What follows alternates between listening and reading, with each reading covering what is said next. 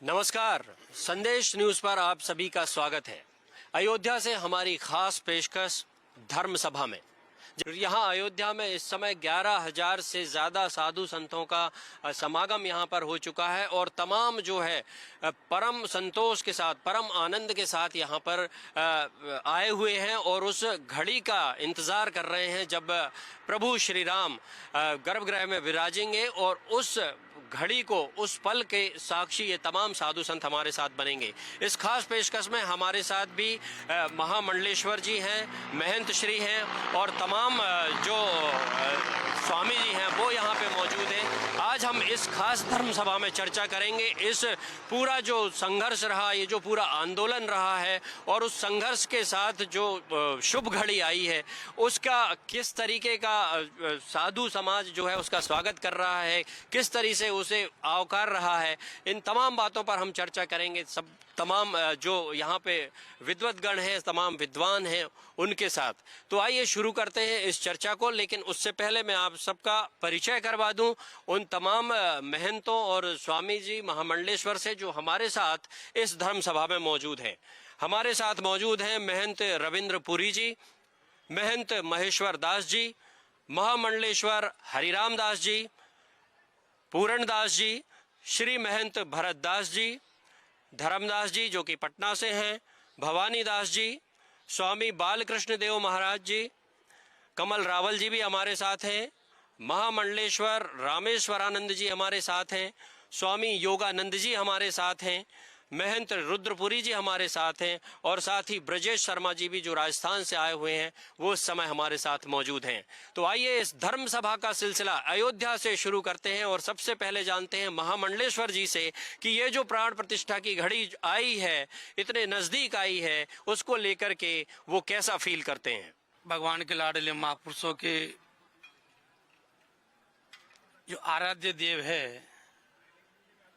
प्रभु राम जी, जिन प्रभु को पाने के लिए, जिन प्रभु की साधना अपना जीवन जन्मांतर पूरा कर देते हैं, उन्हीं प्रभु राम जी का अयोध्या में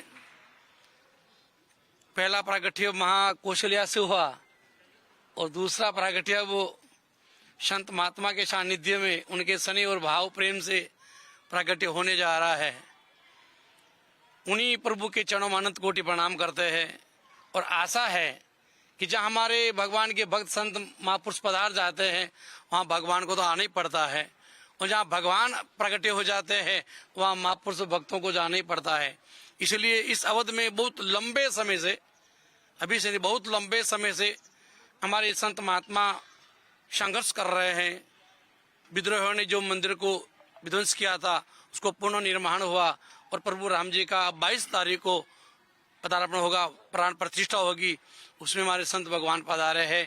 तो हम ये चाहते हैं कि जहाँ भी भारतवासी क्या वर्ल्ड में जो भी इस अवधपुरी में प्रभु का प्रागट्य का दर्शन करते रहेंगे उनकी सदा ही मुक्ति प्रदान होगी।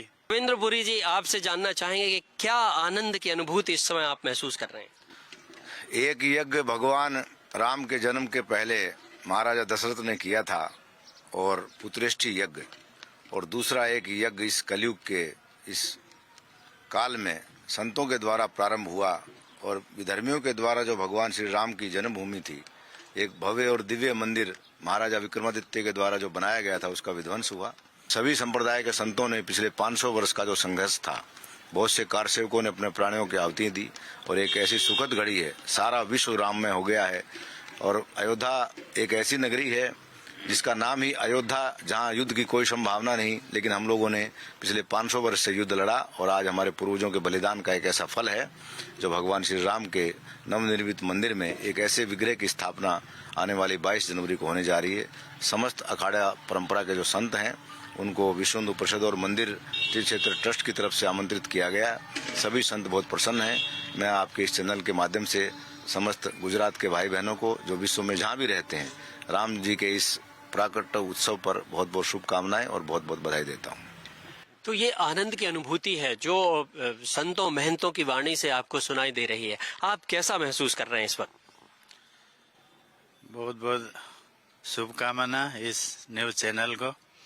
हम बहुत आनंद का महसूस कर रहे हैं पूरी भारत भर के संत अनेक विश्व के कोने में जितने भी हिंदू महात्मा रहते हैं वो सब प्रफुल्लित खुशी आनंद के साथ आज अयोध्या में यहाँ एकत्रित हुए हैं भगवान राम जी का स्वागत करने के लिए।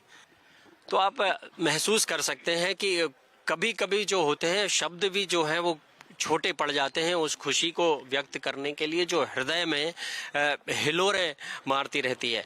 ये जो मौका है, ये जो आनंद का क्षण है, आपका क्या इस पर प्रतिक्रिया होगी? देखिए, हमारी जो सनातन वैदिक परंपरा रही और हमारे महापुरुषों ने जो दीर्घकालीन तक संघर्ष किया, उस संघर्ष का फलीभूत ये है कि मर्यादा पुरुषोत्तम भगवान राम भव्य और दिव्य अपने स्वरूप के साथ साथ दिव्य भव्य मंदिर में विराजमान होंगे। उन महापुरुषों की संघर्ष के बाद हम लोग इतना आनंदित हैं कि 22 जनवरी के दिन जो वैदिक परंपरा के द्वारा भगवान को आवाहन करके भगवान की जो मर्यादा, शास्त्रीय जो मर्यादा है, उस मर्यादा के द्वारा उनका पुनर्स्थापना हो रहा है। ये हम लोग बहुत आनंदित हैं। और जो भी भारत के गण्यमान हमारे महान श्री महंत मंडलेश्वर आचार्य जितने संत लोग हैं, वो सभी लोग आनंदित और हम लोग भी बहुत आनंदित हैं। दुनिया के 177 देशों में जो है इस समय भगवान श्री राम को लेकर तरह तरह के आयोजन किए जा रहे हैं। तो आप अंदाजा लगा सकते हैं कि श्री राम जो है वो कण कण में विराजमान है, जर्रा जर्रा जो है वो जमीन का वो राममय हो चुका है। ये सब बहुत आसानी से नहीं होता है, इसके पीछे बहुत लंबा संघर्ष है। आंदोलन की वो जो यादें हैं, कार सेवकों का जो बलिदान है, वो तमाम चीजें इस जो शुभ घड़ी अभी आ रही है 22 जनवरी को, उससे जुड़ी हुई हैं। इसलिए ये जो इंतजार हुआ, इतना लंबा इंतजार हुआ, उस इंतजार का अब जो बेला है वो आनंद में तब्दील हो रही है। आपका क्या विचार? हमारे पूरे विश्व में फैले हुए 150 करोड़ से अधिक सनातन धर्मी और अयोध्या में आए हुए हमारे जितने भी 11,000 से ज्यादा संत हैं और लाखों की संख्या में यहाँ भक्त लोग पधारे हैं। ये अपने आप में निमंत्रण तो शायद गिने चुने लोगों को ही दिए गए, लेकिन निमंत्रण के बाद भी जो एक अंदर से समाज में एक उल्लास है, सनातन धर्मियों में जो आनंद की अनुभूति हो रही है, वो अपने आप सबको खींच करके अयोध्या की ओर ला रही है। और ये जो अयोध्या में आप जानते हैं कि ये केवल किसी मंदिर को तोड़ने की या उस जगह पर कुछ दूसरा पूजा स्थल बनाने की बात नहीं थी। ये केवल विषय मंदिर या मस्जिद का नहीं है, विषय था कि एक समाज को अपमानित करना, और वो अपमान का जो कलंक है ये 22 तारीख को वो धुलने जा रहा है। और उसकी जो अनुभूति है और जो आनंद का उल्लास है, उसको शब्द नहीं दिए जा सकते। और उसकी तैयारी आप देख ही रहे हो, यहाँ पूरा आश्रम सजा हुआ है। और हमने तो 5 दिन पहले से ही दीपावली मनानी शुरू कर दी और 8 दिन आगे तक दीपावली मनाएंगे। 5 दिन पहले से दीपावली मनानी शुरू कर दी है और 8 दिन बाद तक जो है ये दीपावली का सिलसिला चलेगा। आप क्या कहेंगे? मैं तो यही कहना चाहूँगा कि जो 22 तारीख आ रही है, ये अपनी दीपावली अब साल में 2 बार मनेगी। एक ये 22 तारीख को और ये कार्तिक महीने में जो दीपावली आ रही है वही दीपावली, और ये 22 तारीख की, जनवरी की 22 तारीख को दीपावली। तो साल में अब 2 बार जो है दीपावली का जो त्योहार है वो मनाया जाएगा।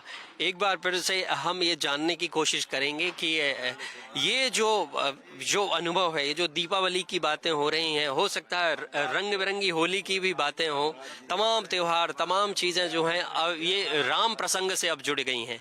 आपसे जानना चाहेंगे कि आपका आनंद क्या है? रामाय रामभद्राय रामचंद्राय वेदसे रघुनाथाय नाथाय सीताय पतये नमः। मैं इस चैनल के माध्यम से सभी को जय सिया राम कहूँगा।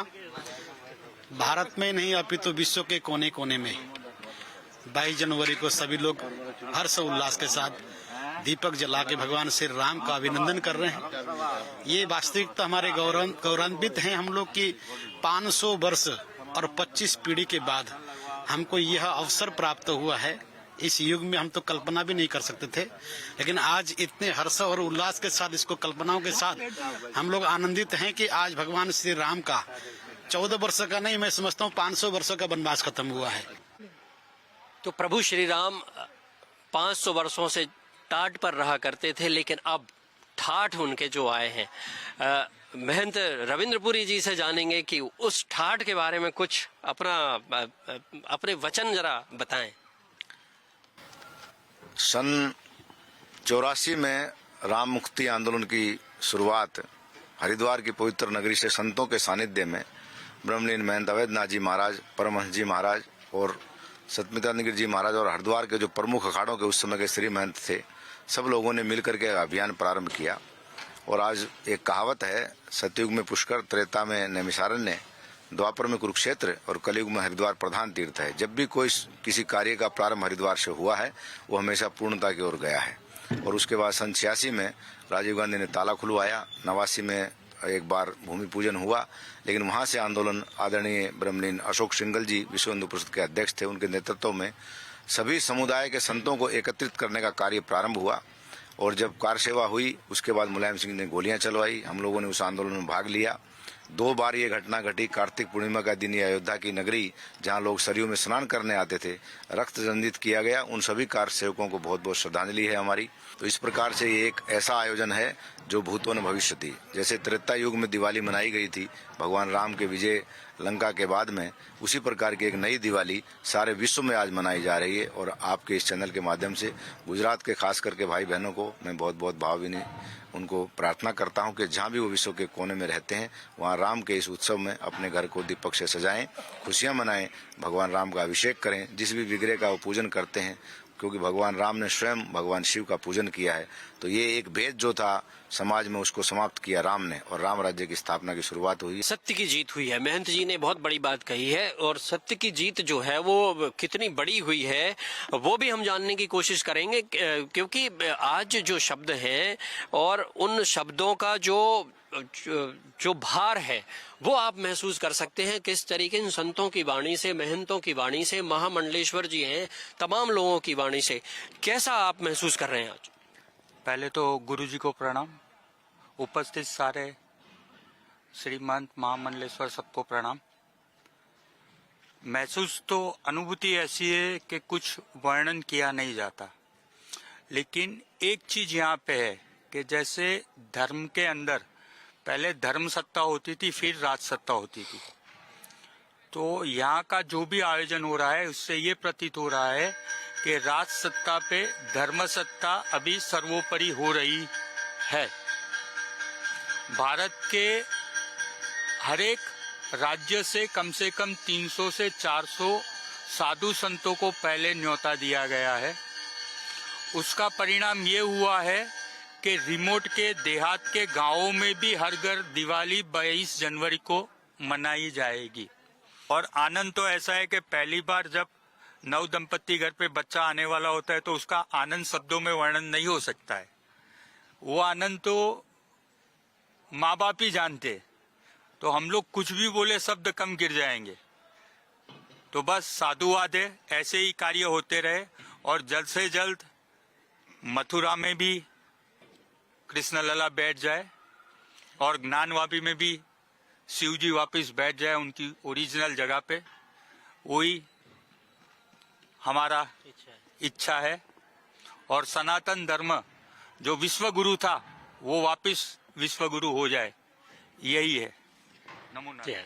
सनातन धर्म जो है वो विश्व गुरु हो जाए। कमल रावल जी के बारे में बात की, भगवा सेना के अध्यक्ष हैं और जिस आश्रम में यहाँ पर साधु संत और महामंडलेश्वर जी यहाँ निवास कर रहे हैं, ये जो प्लानिंग थी साल भर पहले से करीब उन्होंने की थी। किस तरीके से ये पूरा आयोजन किया गया, महाप्रसाद जैसा संदेश न्यूज ने कल आपको दिखाया था कि किस तरीके से महाप्रसाद यहाँ पे बनाया जा रहा है, शुद्धता का कैसे ध्यान रखा जा रहा है।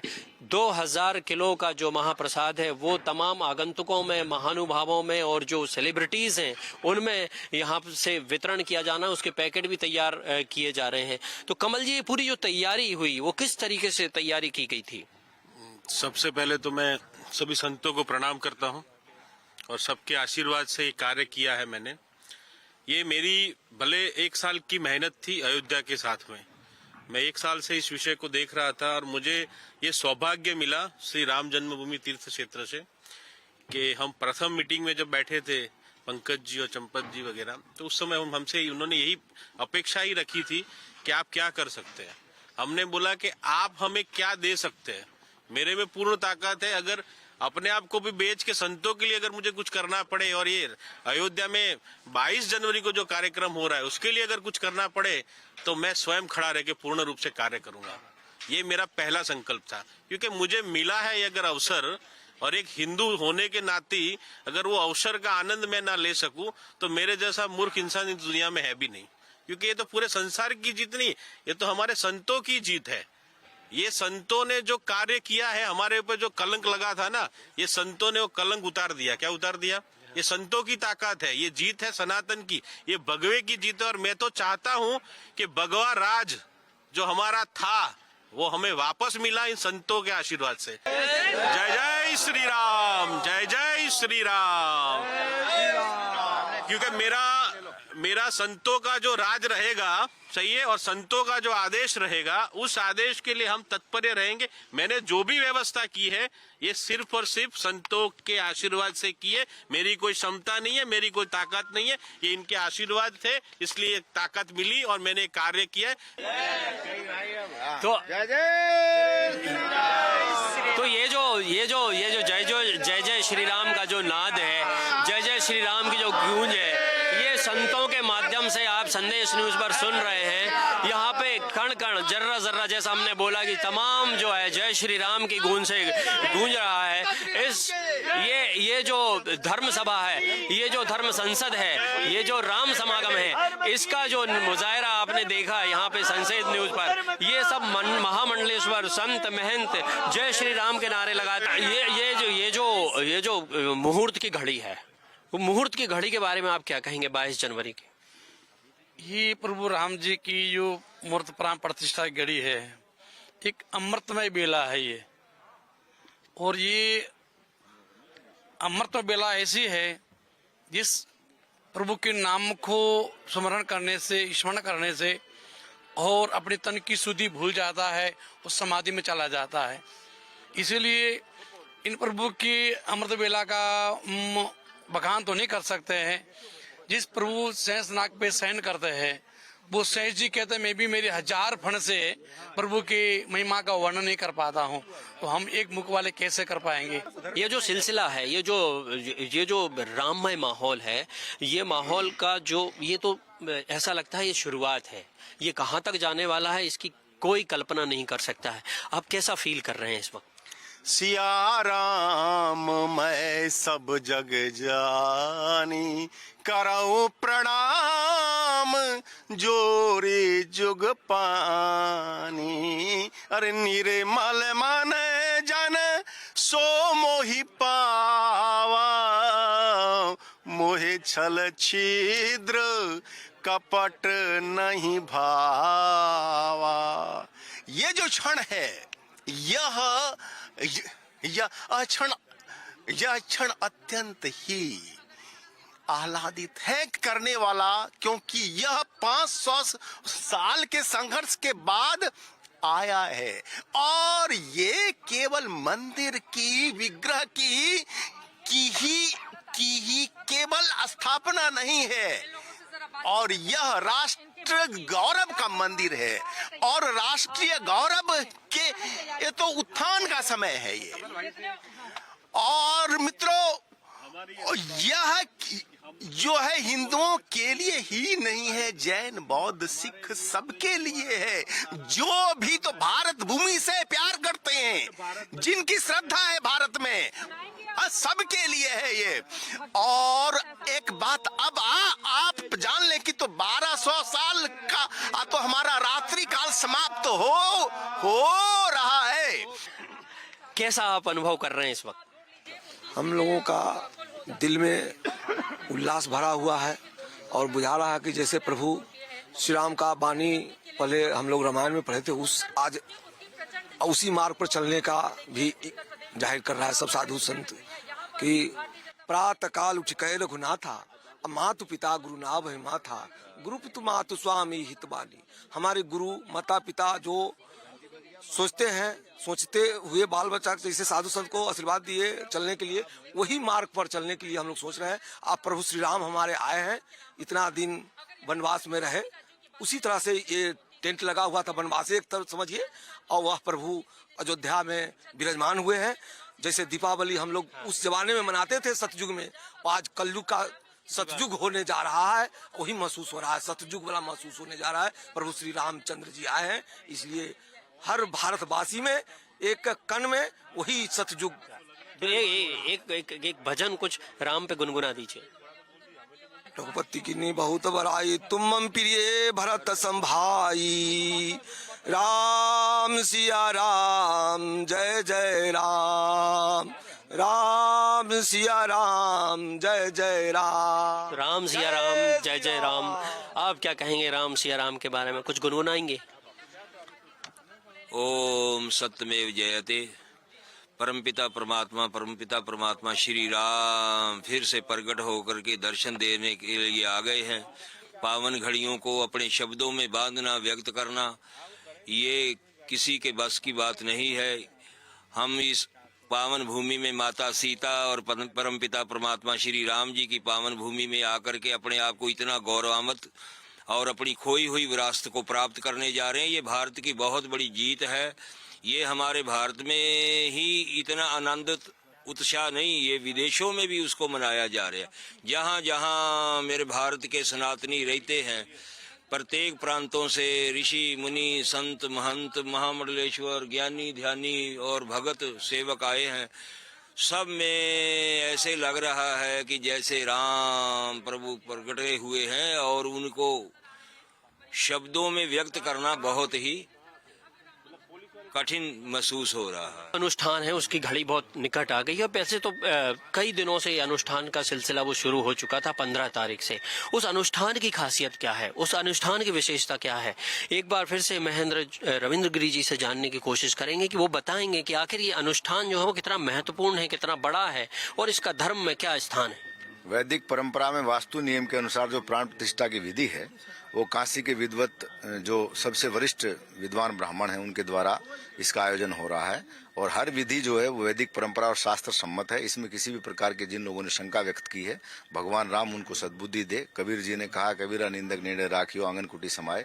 बहुत सुंदर कार्य होने जा रहा है और इस विधि का आनंद लेना चाहिए। सर्वप्रथम जो अग्नि का हमारे यहाँ आह्वान होता है, सरयू माता का आह्वान होता है, भूमि का आह्वान होता है, वो सारी जो क्रियाएं हैं वो सारी की गई हैं। और आज भगवान राम का जो वास होते हैं, 7 सप्ताधिवास जिसको कहा गया है, वो प्रतिदिन अलग अलग वास हो रहे हैं और वो विधि से सारा कार्य हो रहा है। और जब कोई कार्य में संत शामिल हो जाते तो वो कार्य अपने आप में पूर्ण होता है, क्योंकि धर्म जहाँ स्थापना होती है, धर्म अपने आप में सारे समाज को जोड़ता है। सनातन धर्म की स्थापना, लोग कह रहे हैं कि इससे जो है सनातन धर्म की स्थापना एक बार फिर से हिंदुस्तान में होने जा रही है। आपको क्या लगता है?